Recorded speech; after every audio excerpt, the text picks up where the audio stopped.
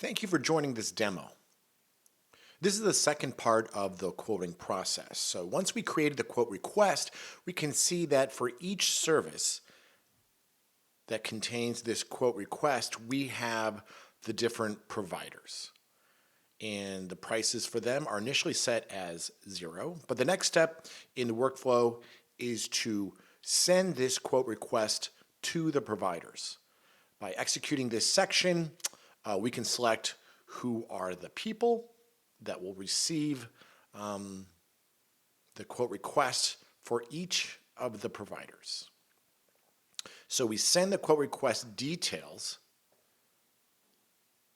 to all of these people that belong to the specific providers. So now, because I'm simulating that I am one of the providers, and in this case I get this email requesting information for prices, and we have this template attached. That is the one that the providers have to download, and they'll need to provide the template with some specific information.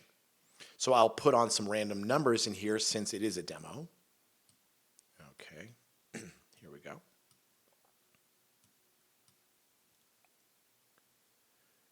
And we will save this.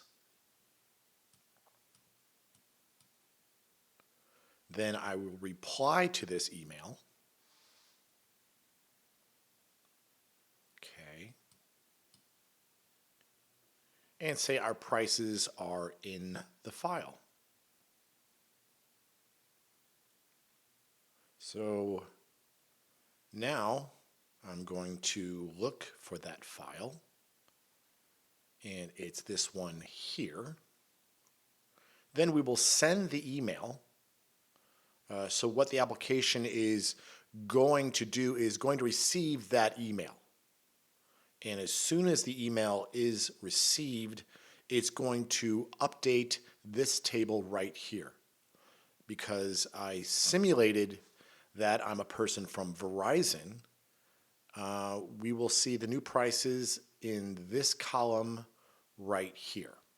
So I'm going to refresh to see if this has happened.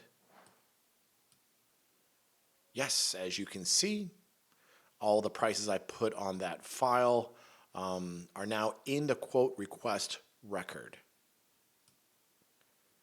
So the idea is that all the providers are going to reply to those emails.